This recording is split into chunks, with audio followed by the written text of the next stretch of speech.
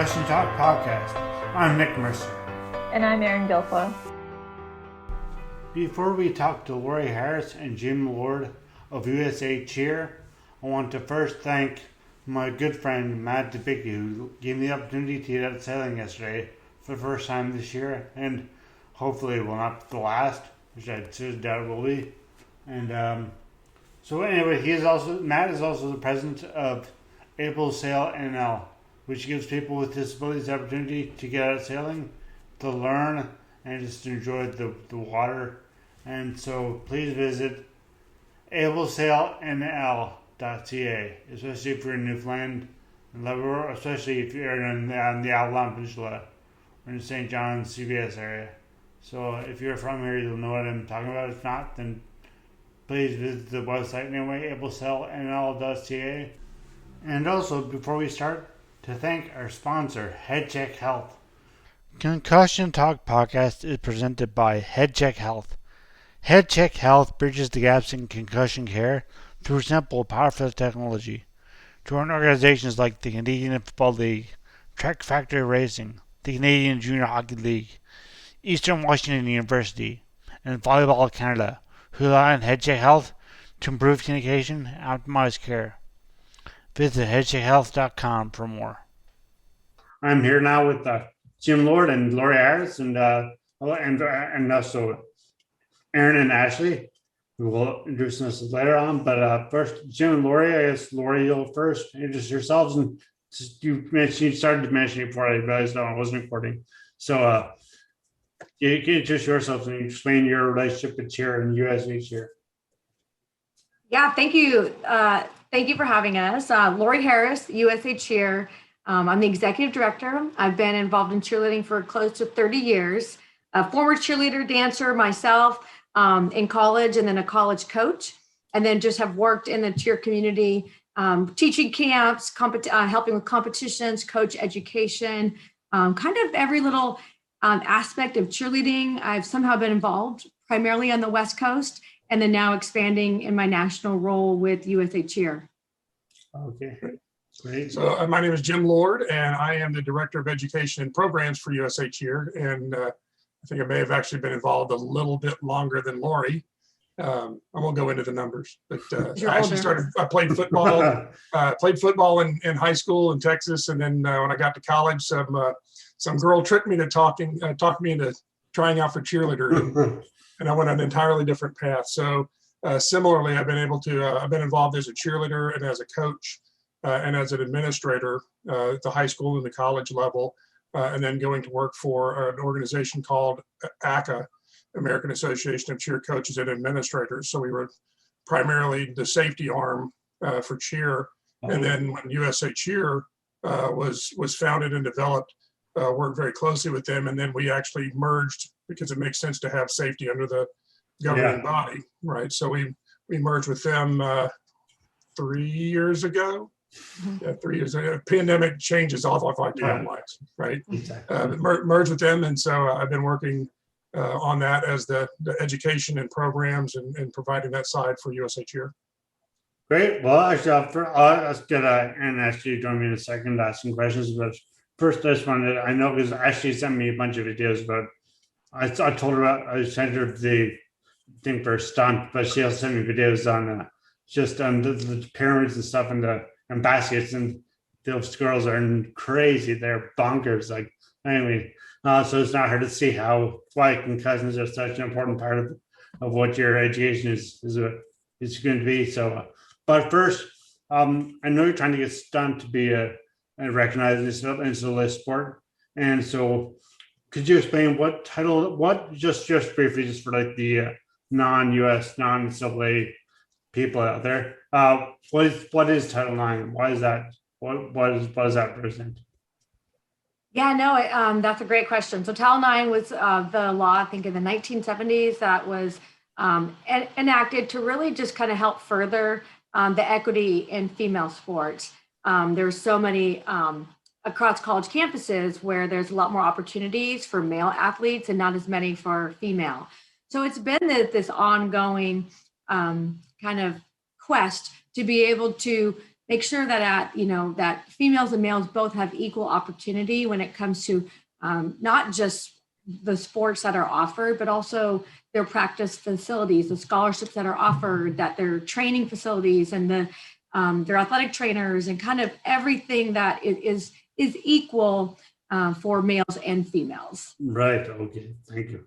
Thanks. And I guess I actually will ask more not really specific, but better on actually about your relationship with TeachAids and why this partnership was so important for you guys to start up and or to accept. And what I guess we'll ask you more what it is, but when did you guys decide to hook up with PIA and TeachAids, and why is this so important for your sport? Jim, you want to?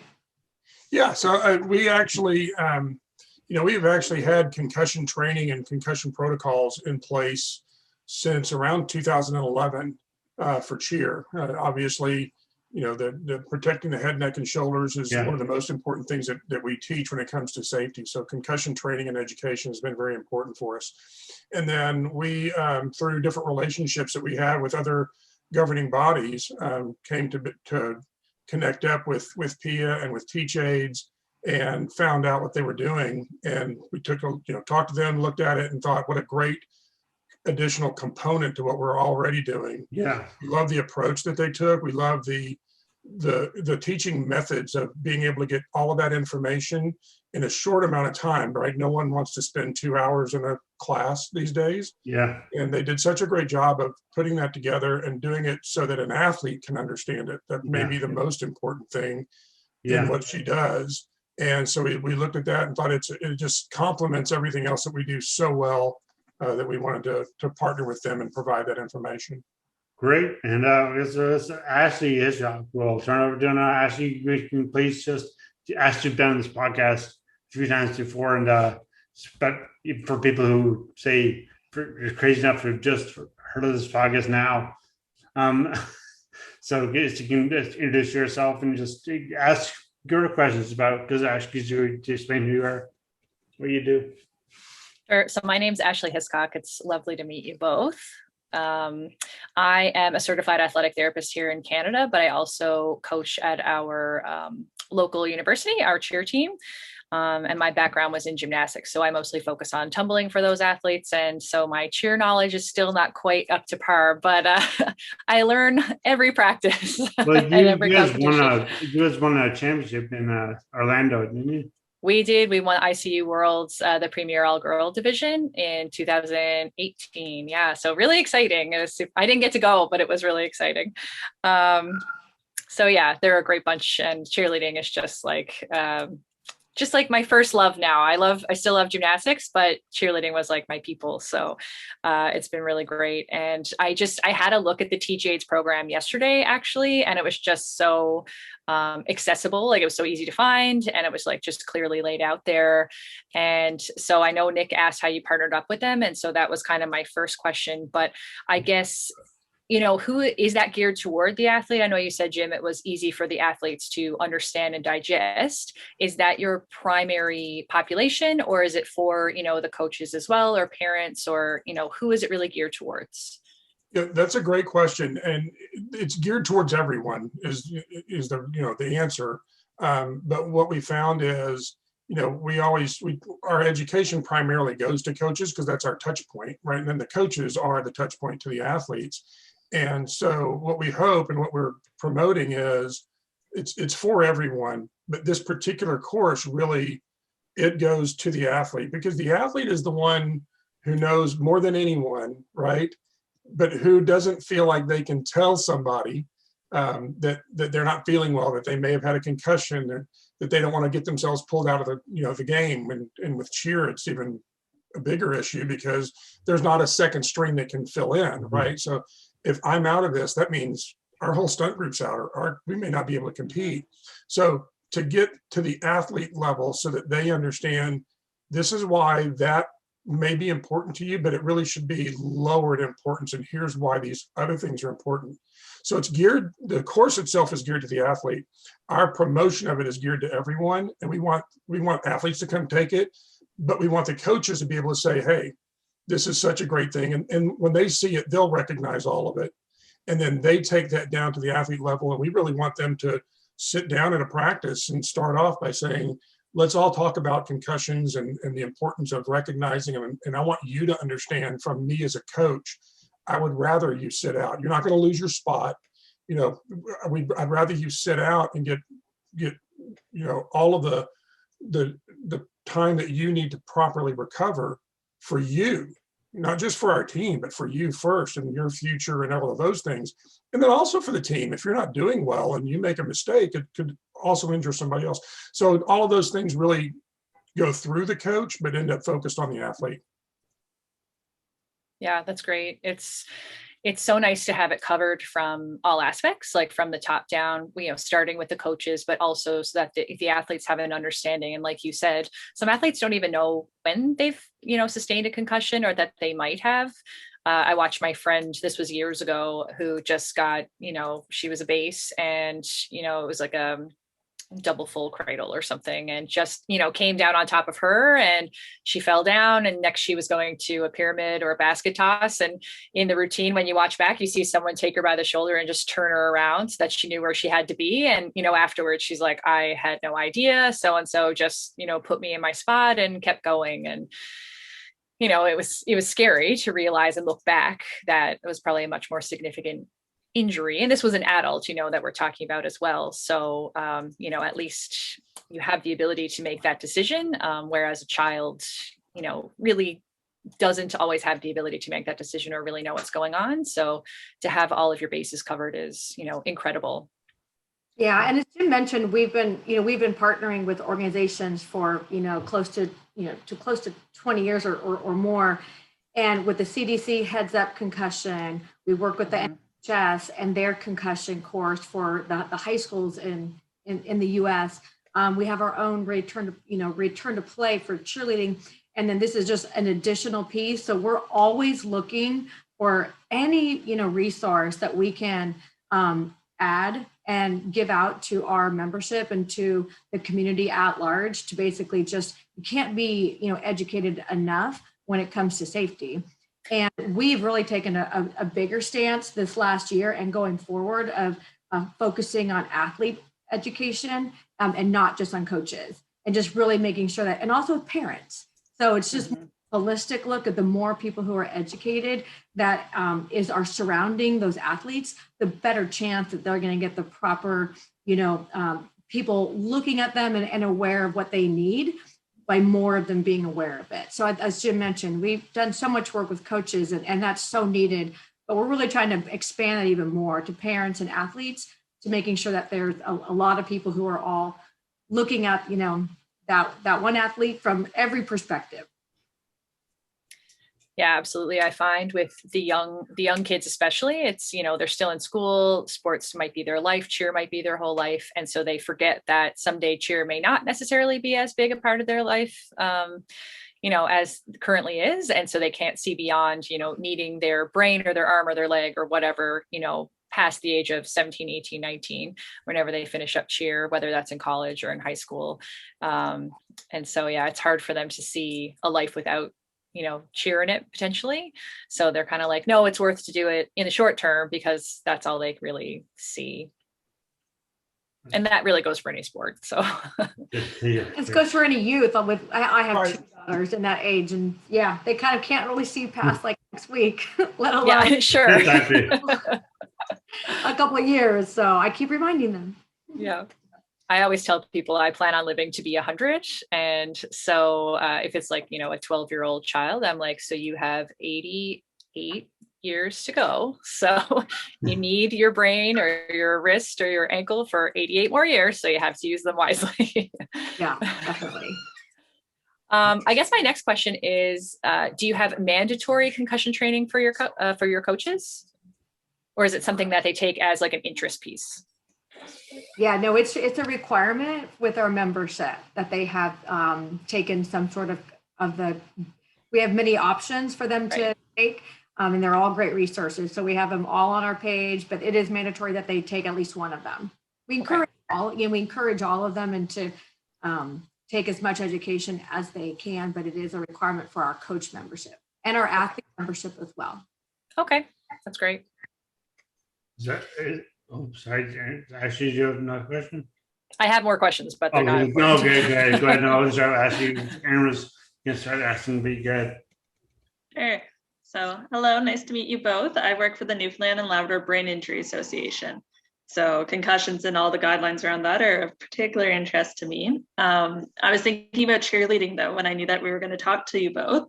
And I was thinking about within the past year, the Netflix documentaries that have come out about cheerleading, especially in the US. And I was thinking how that cultural shift was kind of the first time in social media that people have really been talking about cheerleading as a sport, talking about like the nuances that maybe people who don't cheer don't know.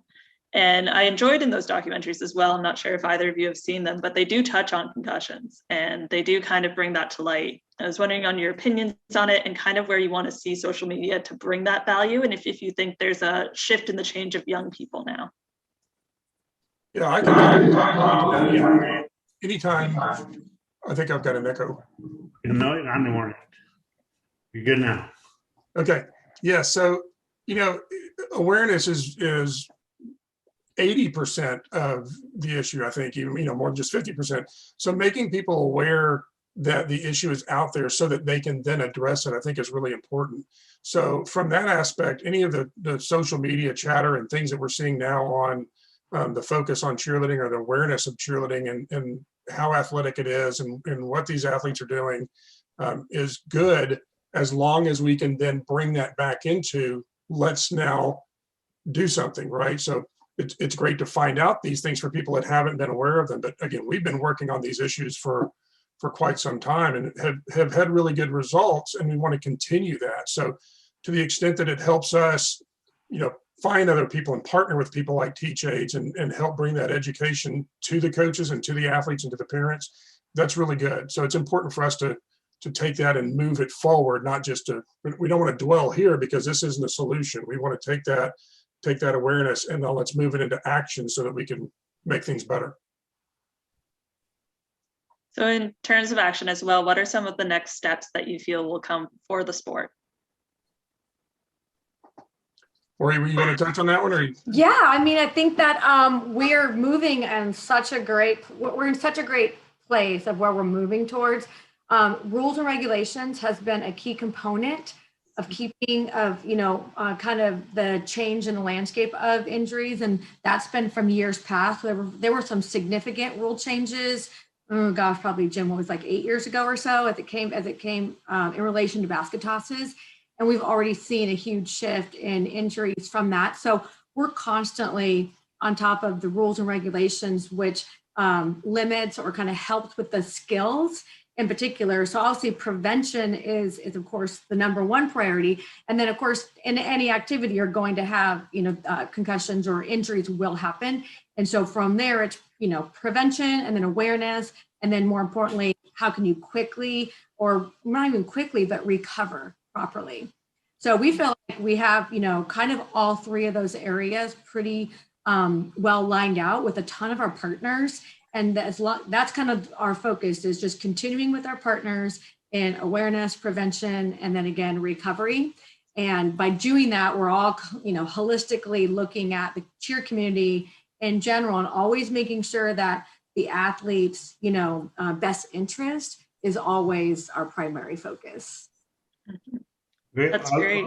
Oh, sorry. Go ahead, Nick. I was just going to make a comment about how, like you were saying, we touched on they don't look good. Athletes tend not to, because there's nothing past competitively sport-wise and related to there's nothing past NCAA or university or college or even high school for many people for cheerleading. That's it for cheer. It's really good. I'd say high school, maybe except maybe college, university, and that's it. And then there's so much more of their life that's out there. And I think I was going to say is that the mission of how important it is. I don't know if you guys can touch on this a bit, and also touch on how important it is for, as Jim mentioned, that if you're based, you just say if you're based and you're concussed, hearing your concussion may actually not only affect you, but affect other people, or even not based any member of the team, how important teamwork is in cheer. That's what I was remarking about, the trust and the teamwork. That just watching those videos that Ashley sent me and the documentaries, and so you can just touch, if you could just touch on that, and also just a good time to it. Ask about, talk about stunt and how, and that's that's obviously very important. Concussion training is very important for stunt, and just if you could explain what that is, and yeah, touch on the last part. Yeah, Nick, let me first talk about, you know, the training from TeachAids. One of the things that they do in there so well is they show athletes continuing to play while concussed, Yeah, and how that can negatively affect the team. So yeah, that helps that athlete. Again, I don't want to leave because I don't want to negatively affect the team. yeah, And this helps show them, no, by leaving, you're helping yourself, but that part of you that just doesn't want to, you know, I don't want to hurt my team, I don't want to be the reason we lose. By staying in, you could actually hurt your team. yeah, Right. And in cheer, this is one of the things we really try to get across to our coaches is, you know, if you make a mistake, you know, in football, you might miss the ball, or you might miss your block. And of course, somebody can get injured there. But if you make a mistake as a base or as a top in cheer, that means the stunt might come down. And so you could further risk someone else, one of your teammates, and you don't want to do that. So again, the TeachAids program does a really good job of speaking that athlete to athlete language that helps them. And again, it's why we want the whole group involved, the parents and the coaches and everybody, to help them understand this is cheer, just like other sports in high school and college. That's a tool, that's an avenue, that's a thing that we can use to help teach you work ethic and setting goals and being a good team player, and, you know, all of those things, the positive things. But when you get done, you're not going to be cheering when you're 30 years old. You're going to have a job, and what we want you to use is those things that you've learned, how to work with a team, how to speak in front of people, how to gather, especially on the cheer side, how to gather a group of people that may not be motivated to do something and say, let's figure out how to get this done. It's a great thing, but not if you've suffered the brain injury and not fully recovered to do that. So it makes it so much more difficult to then navigate. So again, it's that whole well-rounded part. I'll let Laurie talk about you know, stunt and what stunt has done. But, you know, stunt, we also, as we develop stunt, we built in specific safety techniques and safety measures that help, again, further minimize risk. But I'll let Laurie talk a little bit about stunt and what that is for people that may not know it. And Laurie, before you do, Laurie, can you just mention the website where they can find the website and all the stuff about stunt, so people can watch the videos that I watched? Yeah, stunt is newer. I mean, cheerleading's been around for, you know, many years, and stunt was developed just in the last 10 years. And it's the, you know, sport, you know, format of cheer. So it's taking all of that crowd leading, entertainment kind of piece out, and just keeping the athletic skills of cheerleading. And we put it into a 4-quarter format. So it's a game, and we just have done skill versus skill. And so it's 2 teams head to head, performing the same skills that are pre-choreographed for them. So there's no creativity on their part. It's all pre-done. And the routines are done from lower level of the easier routines all the way up to the, you know, higher levels. And the advantage of that is that their scoring is based upon execution.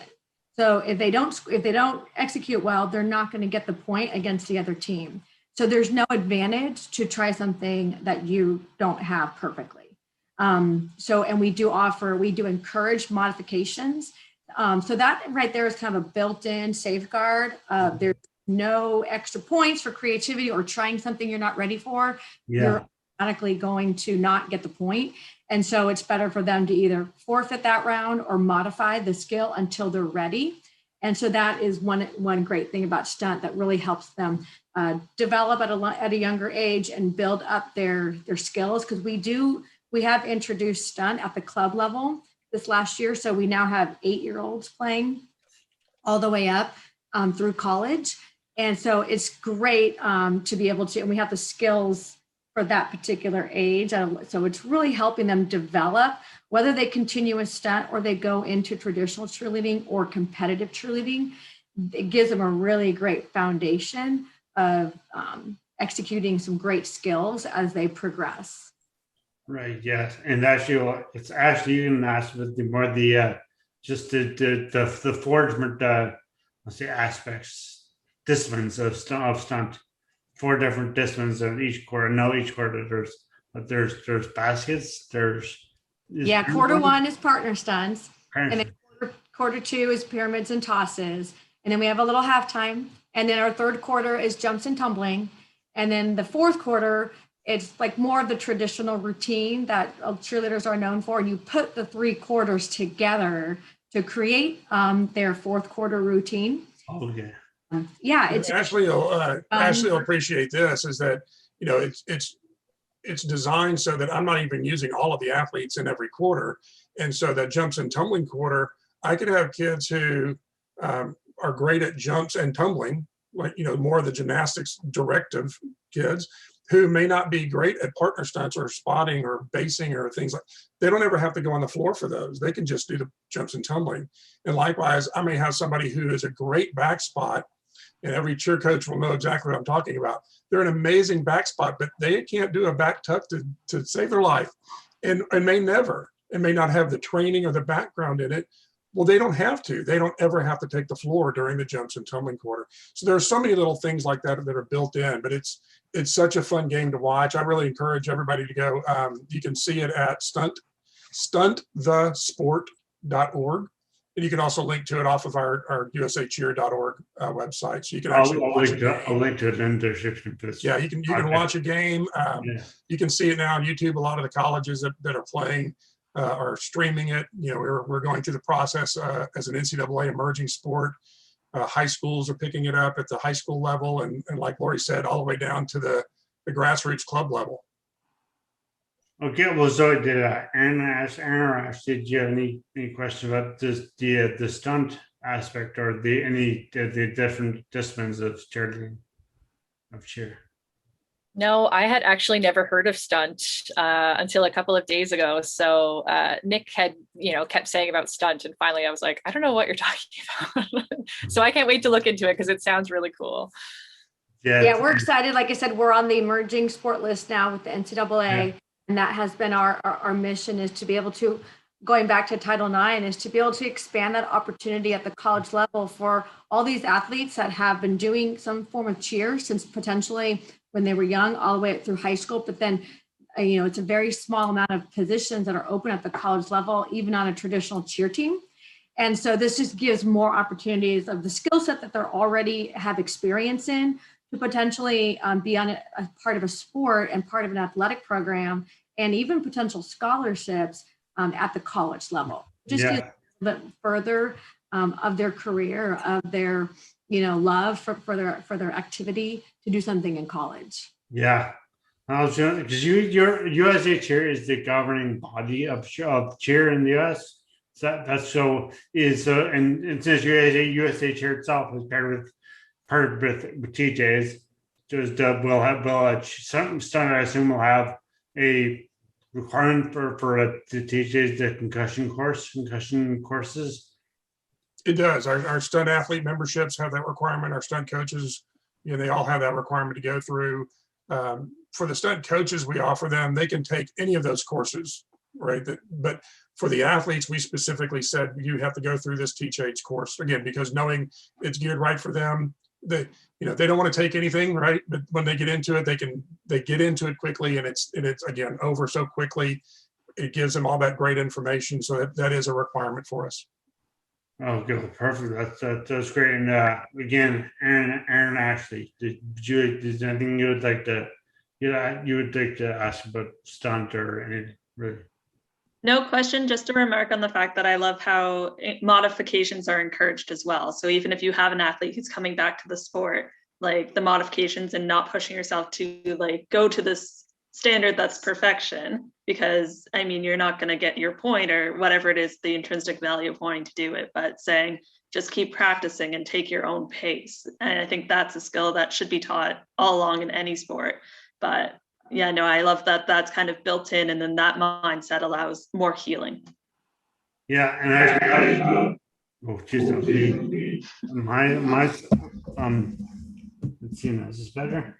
Okay, can you hear me fine? Okay, yeah, no, I was just remarking the summer thing about how stunt takes away the more coffee, the more like the cheerleading, cheerleading traditional cheerleading aspect of it. So there's like just you take some of the encourages people to only do what they can do and not what they not take or not take chance on the stunt they don't perfect it.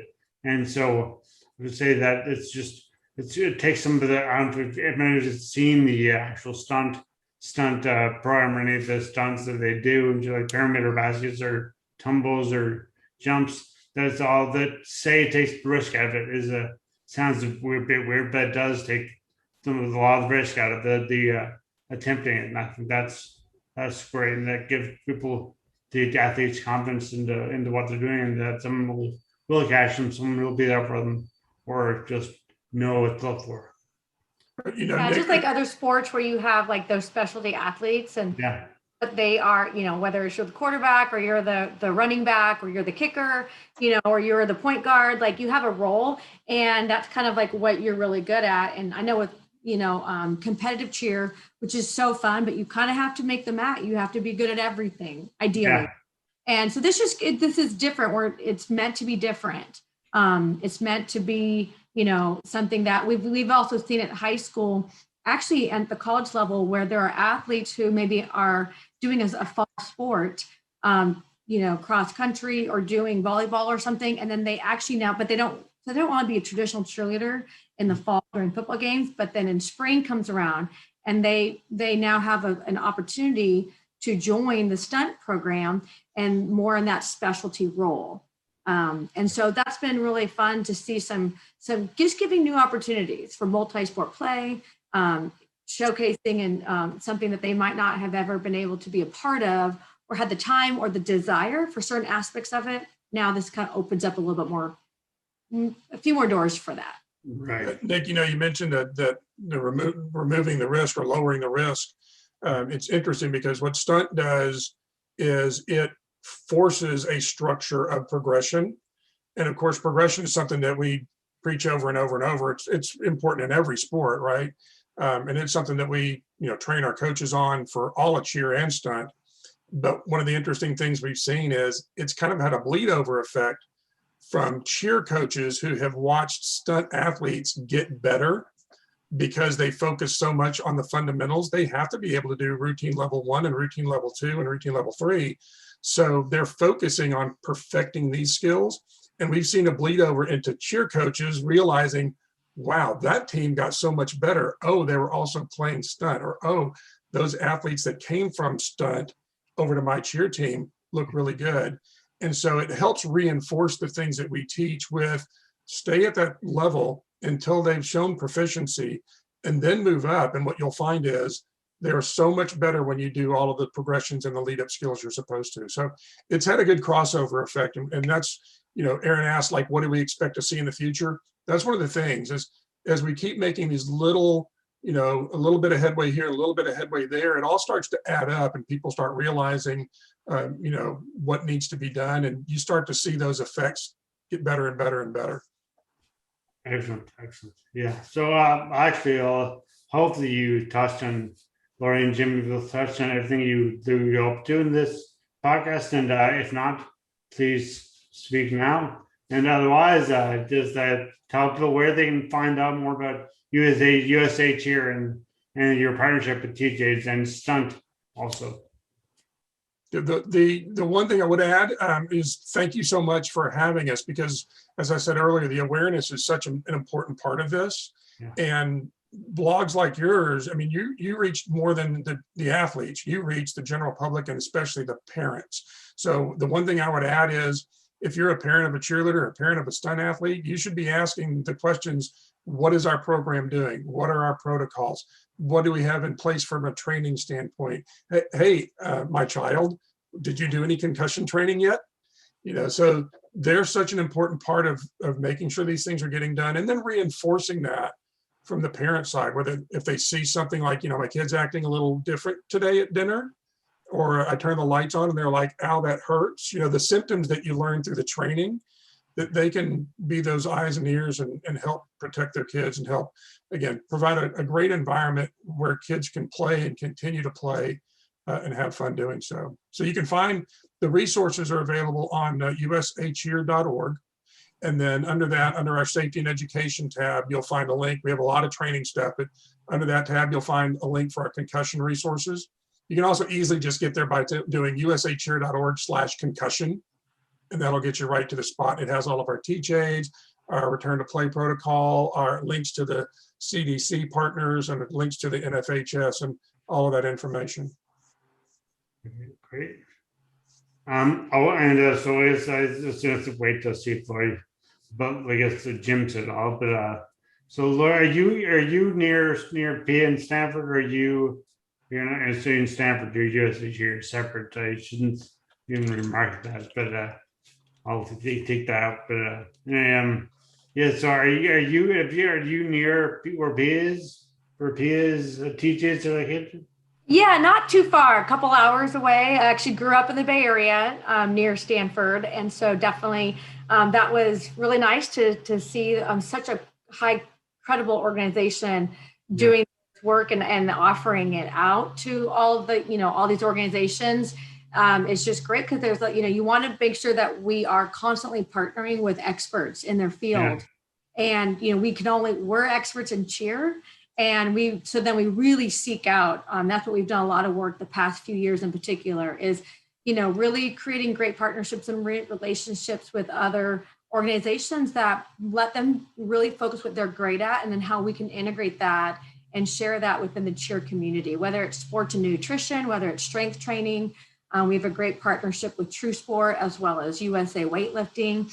And these are all key components that cheerleaders integrate into their normal schedules and daily lives.